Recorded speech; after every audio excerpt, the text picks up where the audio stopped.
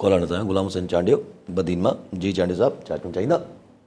Sir general Parvez Musharraf वक्त में programme आयो national programme improvement of water course NPIW नाले सां उनमें सतनगिर में वाटर मैनेजमेंट ऑफिसर तौर भर्ती थियासीं 3 साल जे कॉन्ट्रैक्ट ते। ॿुधो सर, असां बेनज़ीर साहब जी शहादत खां पोइ हुकूमत आई उनखे चयोसीं त असांखे पको कयो, नताईंदा रहिया। 25/3/2013 ते असेंबली बिल पास कयो, इमीडिएट इफेक्ट हुनखे पको कजे थो।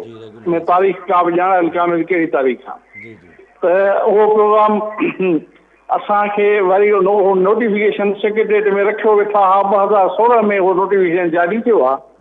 ॿुधो सर, छोकिरनि चयो बाबा असांखे 2016 खां न कयो, असांखे 2013 खां 25 तारीख़ 3 महीने 2013 खां पको कयो न।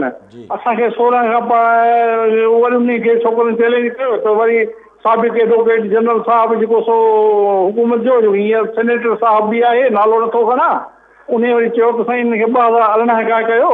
हाणे 2018 में असांखे पको कयो अथनि, 22 में आउं रिटायर थियो आहियां। हाणे मूंखे त 5 साल पूरा कोन था थियनि। असांखे घटि में घटि पेंशन लाइ 10 साल जो ज़रूरी आहे।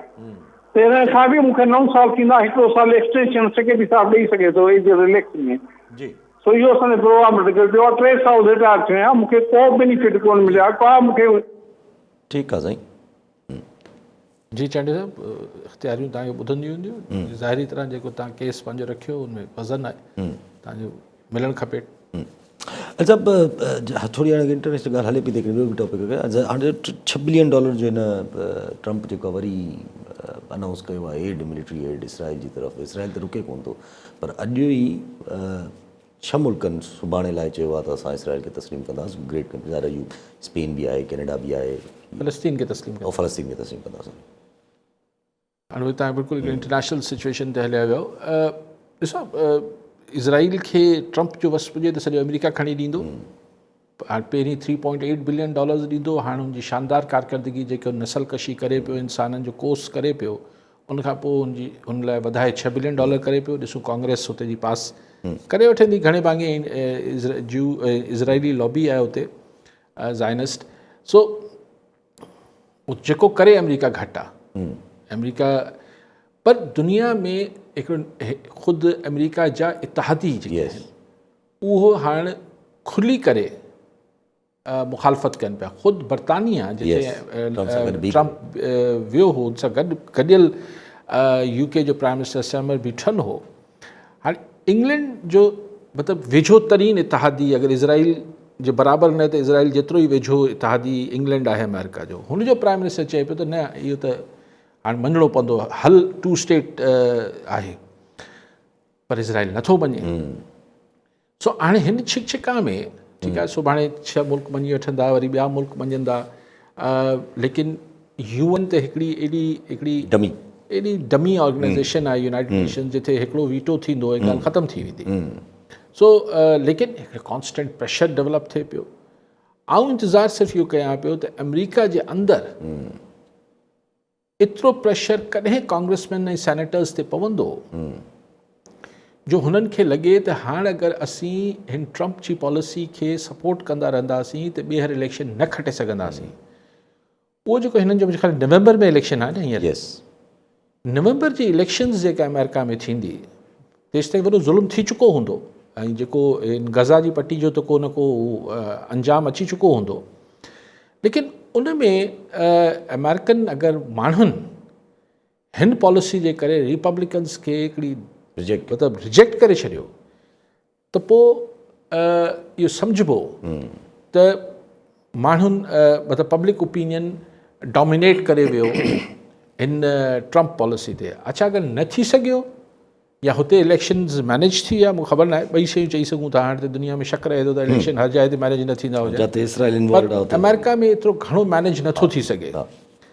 सो अगरि अमेरिकन वोटर ख़िलाफ़ु वोट करे छॾियो त पोइ शायदि को ब्रेकूं लॻनि, को वरी रीथिंक कजे त हीउ जेको इज़राइल सां अमेरिका जेको सॼी दुनिया सां फिटाए छॾियो आहे, हिकिड़े इज़राइल खे महबूब खे पाण सां गॾु रखण लाइ शायदि को सेकेंड थॉट अचे। अच्छा, पाकिस्तान सऊदी जेको थियो, हिकिड़ो प्रोजेक्ट थियो आहे, एग्रीमेंट थियो, त ज़ाहिर आहे जीअं तव्हां बि सवाल उथारियो त अहिड़ियूं ट्रीटियूं थींदियूं आहिनि त कुझु माण्हू इहो सुवाल बि उथारनि था त उमूमन अहिड़ियूं ट्रीटी ई थींदियूं आहिनि, पैक्ट्स न थींदा आहिनि हिकिड़े क़िस्म जा। पर कुझु माण्हू वरी ज़ाहिर आहे हिकिड़ो न्यूक्लियर अम्ब्रेला जो बि रंग ॾियनि था, जंहिंमें इंडिया बि जेको आहे वॾो हैंड प्ले करे थो, त पाकिस्तान जेको आहे उहो सऊदीया खे न्यूक्लियर अम्ब्रेला ॾेई छॾी आहे हिकिड़े क़िस्म जी। पाकिस्तान तरदीद करे थो पियो इन ॻाल्हि जी, पाकिस्तान कॉन्स्टेंटली तरदीद करे थो पियो। ऐं इन प्रोग्राम्स में बि जॾहिं नून लीग जे ख्वाजा साहब खां तॾहिं सवाल थियो, उहो त जवाबु ॾिनो, पर नून लीग हिकिड़ा बिलाल अज़हर कियानी साहब हिकिड़ा ॿिया नून लीग हुआ, उन्हनि खां सवाल थियो त इसराइल अगरि अटैक करे वञे सऊदी अरब जे मथां त पोइ पाकिस्तान छा अटैक, अब्सार आलम सां सवाल कयो त पाकिस्तान छा सां रिस्पॉन्ड कंदो, त उन्हनि चयो त न असां गॾु वेही स्ट्रेटजी ठाहींदासीं, माना ईअं मिलिट्री रिस्पॉन्स न कंदासीं तकड़ में।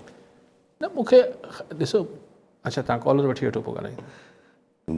कॉलर गुलाम मुस्तफ़ा रायमू तलाबा जी। रायमू साहब छा चईंदा? वालेकुम साईं, अली काज़ी के सलाम। वालेकुम सलाम साईं, आउं आवाज़ ॻाए रहियां तलाब जो, गुलाम मुस्तफ़ा रायमू जी। ये ज़रात जेकी आहे पाकिस्तान जी रीढ़ जी हड्डी आहे। असांखे न पहिरियों सारी जी फसल जो रेट मिलियो, न कणिक जो मिलियो, न को सब्जी जो मिलियो। सब्जियूं बि तव्हां ॾिठो त टके धड़ी हुई। असांजो गोल्डन टमाटो बि जेको आहे 100 रुपए में 10 किलो पे गाॾे थिए रहिया जी। ऐं हाणे जेको आहे सो ॿुधो पिया त चांवरनि ते बि जेको आहे हिन जो रेट मर्ज़ी जो हलंदो। पोइ जेकॾहिं रीढ़ जी हड्डी आहे ज़रात, उन जी चेल चिॿी थी वञे त पाकिस्तान सिंध जी सॼो मुल्क कीअं हलंदो? अली काज़ी खां सवाल आहे साईं। ठीकु साईं। रायमू साहिब जी ॻाल्हि ते अचण पहिरीं जेके तव्हां ॻाल्हि पे कई, ॾिसो मूंखे अञा ताईं अवल त हू जेको एग्रीमेंट आहे, जेको ट्रीटी आहे, फ़िलहालु एग्रीमेंट चवनि पिया, उनजो जेको मुआहिदो पाकिस्तान ऐं सऊदी आहे, जेको डिटेल्स त साम्हूं आया कोन्हनि, शायदि ईंदा बि कोन। लेकिन मोटी मोटी ॻाल्हि इहा थिए पई त यानी हिकिड़ी लाइन त हुन में क्लियर आहे त सऊदी अरब ते हमिलो, पाकिस्तान ते हमिलो, ऐं पाकिस्तान ते हमले खे सऊदी अरब जो ते हमिलो तस्वर थींदो। डन, हीअ लाइन त क्लियर लिखियलु आहे न, सभु को मञे पियो। इन ई लाइन जी रोशनी में राणा सनाउल्ला चए थो त अगरि अफ़गानिस्तान मां पाकिस्तान ते ही हमिलो हाणे थियो हिन मुआहिदे खां पोइ, अफ़गानिस्तान मां पाकिस्तान ते अगरि ॿीहर हमिलो थियो बकौल राणा सनाउल्ला, त हिन खे सऊदी अरब ते हमिलो तस्वर कयो वेंदो।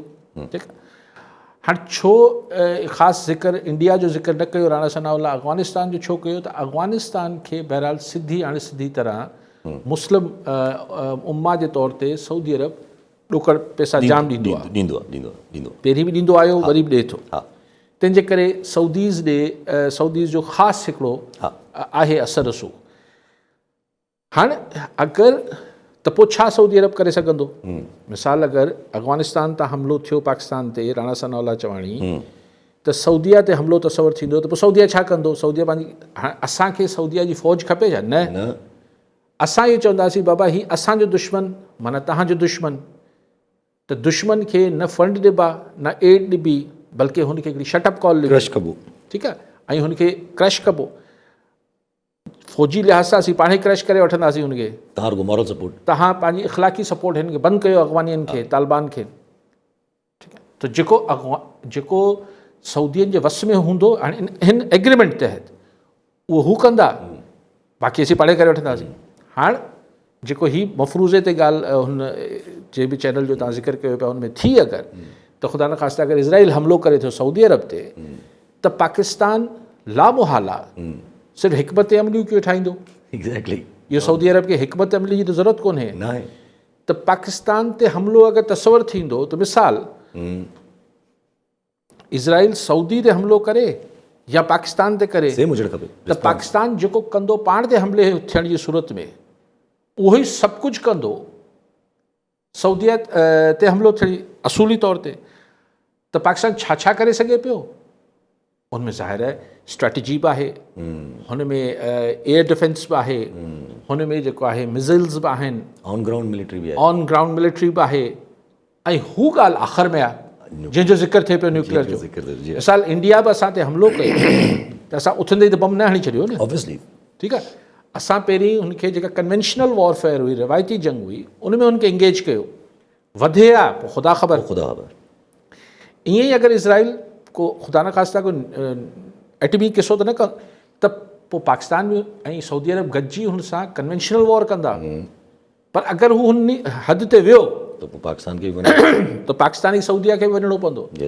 हाणे जेका हिते बारीकी में कन्फ्यूजन इंडिया ऐं पखेड़ीनि पिया त असीं को बम खणी वञी उते उते सऊदी अरब में रखी छॾींदासीं त हे वठो असांजी तरफ़ां तोहफ़ो आहे या न्यूक्लियर का हिकिड़ी नंढी या फैसिलिटी टेक्नोलॉजी हुते हुननि खे ॾेई छॾींदा टेक्नोलॉजी त हूंदी हुननि वटि फैसिलिटी ठाहे छॾींदा मतिलबु असीं अगरि न्यूक्लियर फैसिलिटी ठाहिणी इहो मुंहिंजो न ख़्यालु त हुन एग्रीमेंट में बि हूंदो ऐं न ई पाकिस्तान करे सघे थो ऐं न ई सऊदी अरब बि चाहींदो छाकाणि त पोइ त हू बि न्यूक्लियर मुल्क थी वियो न ऑब्वियसली सर इहे कंफ्यूज़ करणु त पोइ साईं हू हमलो करे छॾंदो पाकिस्तान छा कंदो ज़ाहिर पाकिस्तान विढ़ंदो अगरि हीअ एग्रीमेंट आहे त अगरि पास एग्रीमेंट अगरि हीअ एग्रीमेंट आहे ऐं हिन ते बीहूं था हा त ज़ाहिर विढ़ण खां सवाइ ॿी वाट कहिड़ी आहे न आहे को वाट ठीकु आहे अच्छा इहो ईअं ई सुवालु आहे इंडिया सुभाणे वरी मथो फेरेसि पाकिस्तान ते हमिलो करे त सऊदी अरब असांखे जेको कुझु ॾेई सघंदो तेल फरामी कॉन्स्टेंट ॾेई सघूं तेल फराहमी ॾिए थो इंडिया खे तेल फराहमी रोके थो या इंडिया में इन्वेस्टमेंट थियल अथसि जाम थोरो भउ